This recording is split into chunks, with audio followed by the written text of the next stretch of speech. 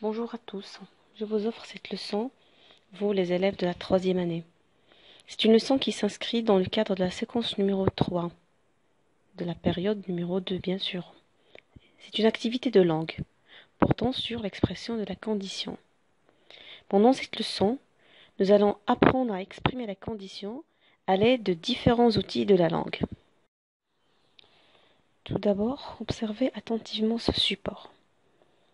C'est une vignette représentant un père et son fils. Donc je lis, papa, tu m'achètes un vélo? Oui, si tu réussis cette année, tu auras un magnifique vélo.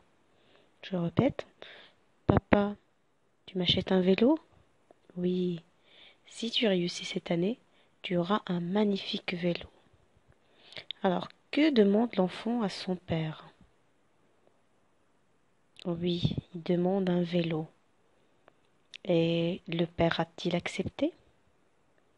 Oui, il a accepté, mais il a posé une condition. Laquelle? Très bien. Si il réussit, on dit alors que le père dans cette phrase ou dans cet énoncé exprime une condition. Si l'enfant réussit, il aura son vélo. Et s'il ne réussit pas, il n'aura pas de vélo. Bien. Alors que veut dire la condition? Qu'est-ce qu'on entend par l'expression de la condition? Alors la condition, c'est une action nécessaire à la réalisation d'une autre. Si l'action de réussir se réalise, l'action d'avoir un vélo se réalisera aussi. Bon, alors voilà la phrase du père. Tu auras un beau vélo si tu réussis cette année. Donc vous allez remarquer que on a la condition exprimée avec si. C'est une conjonction de subordination. Bien. Et comme tu peux aussi le constater, nous avons une phrase complexe qui se compose de deux propositions. Donc la première et la deuxième. La deuxième, c'est donc la proposition subordonnée. Et la première étant la phrase principale. Et comme tu peux aussi le constater, c'est dans la subordonnée qu'on exprime la condition. Tu réussis cette année. Donc parce qu'on a dit tout à l'heure l'action de réussir est la condition de l'action d'avoir un beau vélo. Bien. Voilà d'autres exemples. Si j'avais de l'argent, je t'offrirais cette précieuse bague. Si j'avais de l'argent, je t'offrirais cette précieuse bague. Deuxième exemple. Si le pays avait pris des mesures de prévention, il aurait sauvé tous ces morts. Essayons de faire de même pour ces deux phrases. Alors tu vas observer qu'on a toujours la même conjonction si dans la première phrase ainsi que dans la deuxième. Alors faisons de même pour ces deux exemples.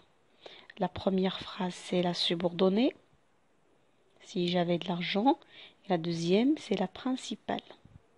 Alors dans l'exemple suivant, où est la subordonnée?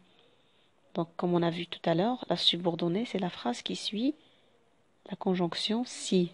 Donc on a la subordonnée et la principale c'est il aurait sauvé tous ces morts.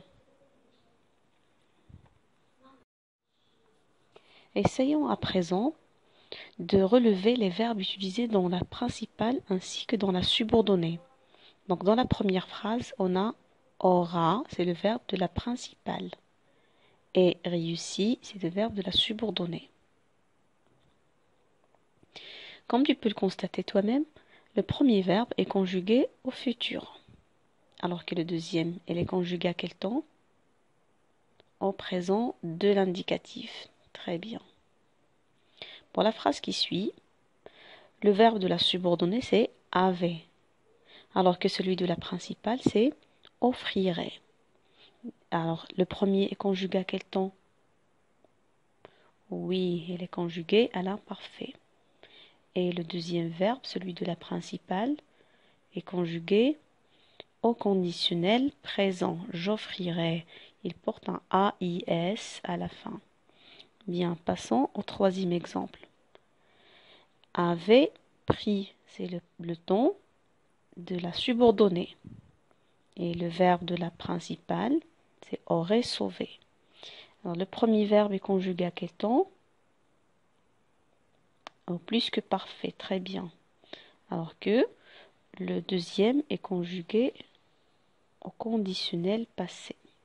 Tout à fait. Alors, comment pouvons-nous expliquer l'utilisation de ces formules, plutôt de ces temps et modes? Dans la première phrase, on a le futur simple et le présent de l'indicatif. Si tu réussis cette année, tu auras un beau vélo. Est-ce que cette action peut être réalisée? Oui. Donc l'action, l'enfant peut réussir, il peut avoir un vélo.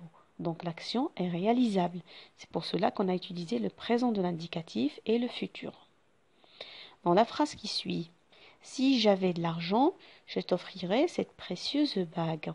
On va comprendre à partir de cette phrase que la personne qui parle n'a pas d'argent, il ne dispose pas d'argent et qu'il ne peut pas acheter la bague. C'est pour cela qu'on a utilisé l'imparfait et le conditionnel présent. On dit alors ici que l'action est irréalisable mais au présent. Ça veut dire au même moment de l'énonciation. Pour la dernière phrase, on a le plus que parfait et le conditionnel. Alors, qu'est-ce qu'on peut comprendre à partir de cette phrase? Si le pays avait pris ses mesures de prévention, il aurait sauvé tous ses morts. Alors, est-ce que le pays peut sauver les morts? Bien sûr que non, parce que les morts, ces personnes sont déjà mortes.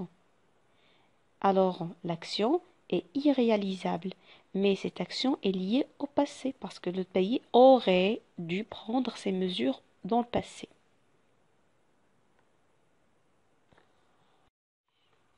Voilà d'autres phrases. Je t'accompagnerai avec moi chez ta tante, à condition que tu sois sage. Phrase 2. Je t'attendrai pour le dîner, pourvu que tu viennes avant 9 heures. Je t'achèterai un beau vélo, pour peu que tu réussisses. Alors, observons la première phrase. Et relevez l'expression ou le moyen utilisé pour exprimer la condition. Oui, très bien. Nous avons la locution à condition que. Très bien. Dans la phrase qui suit, nous avons pourvu que. Très bien. Et pour la dernière, on a pour peu que. Donc ce sont trois moyens qu'on utilise aussi pour exprimer la condition. Donc si vous observez très bien la dernière phrase, c'était la même phrase qu'on a faite tout à l'heure avec si. Je t'achèterai un beau vélo pour peu que tu réussisses. Voilà.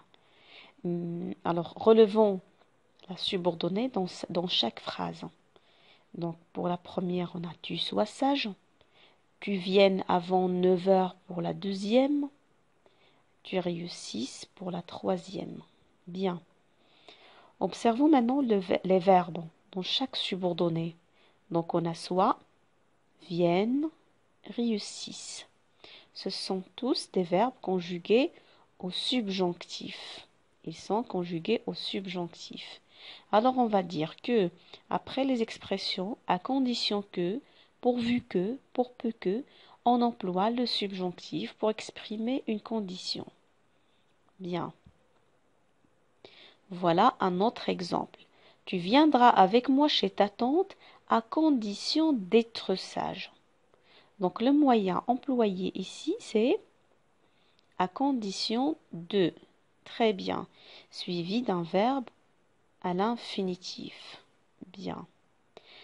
Alors, dans cette phrase, on a utilisé à condition de suivi de l'infinitif et non pas à condition que suivi du subjonctif. Parce que dans cette phrase, on a le même sujet dans la principale que dans la subordonnée. Tu viendras, c'est toi qui viendras et c'est toi qui resterai ou qui va être sage. Alors que dans la première phrase, je t'accompagnerai avec moi, on a deux sujets différents. Je dans la principale et tu sois dans la subordonnée. Voilà un autre exemple. Au cas où tu aurais besoin d'aide, appelle-moi. Le moyen utilisé ici, c'est au cas où. Très bien. Il est suivi d'un verbe conjugué à quel temps? Aurait. Il est conjugué à quel temps? Oui, c'est au conditionnel. Donc voilà un nouveau moyen qu'on peut utiliser pour exprimer la condition. C'est au cas où suivi du conditionnel. On peut dire aussi dans le cas où tu aurais besoin d'aide, appelle-moi. Et pour finir les exemples, on a la phrase suivante. En cas de doute, va voir ton médecin. En cas de doute, va voir ton médecin. Donc, quel est le moyen utilisé ici pour exprimer la condition? En cas de, c'est très bien. En cas de. Il est suivi de quoi ici? Il n'y a pas de verbe, mais on a un nom. Donc, on a l'expression en cas de suivi d'un nom. Alors, pour récapituler, on peut dire que on parle de condition ou de la condition lorsqu'on a deux actions dont la réalisation de l'une dépend de l'autre. Ça veut dire si l'une se réalise, l'autre aussi va se réaliser. Sinon, l'autre ne se réalise pas. Alors, les moyens utilisés pour l'exprimer. On peut utiliser la conjonction si avec trois formules. Si plus présent plus futur ou impératif. Si vous avez un fait réalisable. Si plus imparfait plus conditionnel présent, dans le cas où on a un fait irréalisable mais lié au présent. Et on utilise si plus que parfait plus conditionnel passé si vous avez un fait irréalisable mais dans le passé. On peut aussi utiliser à condition que, pour peu que, pourvu que, suivi du subjonctif. Ou bien à condition de plus l'infinitif si nous avons le même sujet dans la principale ainsi que dans la subordonnée. On peut dire aussi au cas où, dans le cas où, plus le conditionnel ou dans le cas de plus un nom. Je vous propose maintenant cet exercice d'application. La consigne est la suivante. Souligne le moyen qui exprime la condition et le verbe qui le suit en précisant son mode. Donc on va faire le travail ensemble.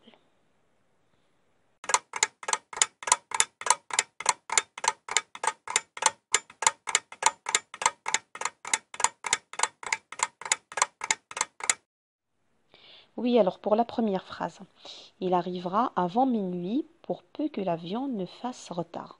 Le moyen utilisé, c'est pour peu que. C'est très bien. Suivi du verbe fasse, c'est le verbe faire conjugué au subjonctif. Bien.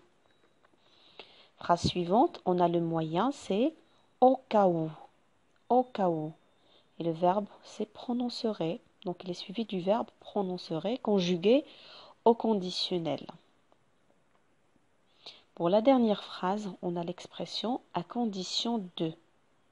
À condition de, suivi du verbe écouter, qui est à l'infinitif. Alors, comme on a dit tout à l'heure dans la règle, pour peu que est toujours suivi d'un verbe au subjonctif.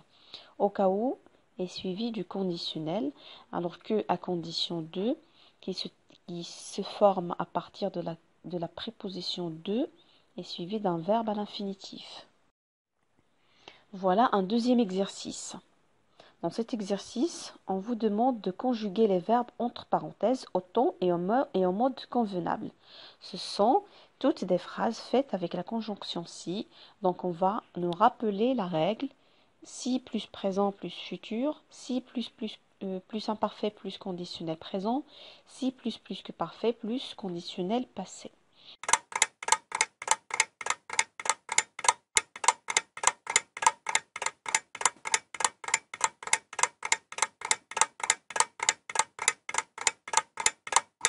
Donc, dans la première phrase, si tu n'avoues pas ton méfait, avouer ici est conjugué au présent de l'indicatif.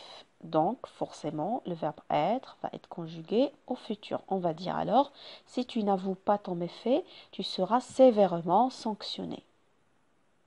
Phrase suivante, si le témoin, le verbe dire la vérité, le commissaire arrêterait le coupable. Donc, le deuxième verbe étant conjugué au conditionnel présent implique que le premier se conjugue à l'imparfait. Disant, disait. Si le témoin disait la vérité, le commissaire arrêterait le coupable. Dernière phrase, si tu avais mis un plan de travail, le verbe réussir toutes tes missions. Le premier verbe après si, ça veut dire le verbe de la subordonnée, est conjugué au plus que parfait. Avait mis, c'est le plus que parfait. Donc le verbe à la principale doit forcément être conjugué au conditionnel passé. On dirait alors, si tu avais mis un plan de travail, tu aurais réussi toutes tes missions.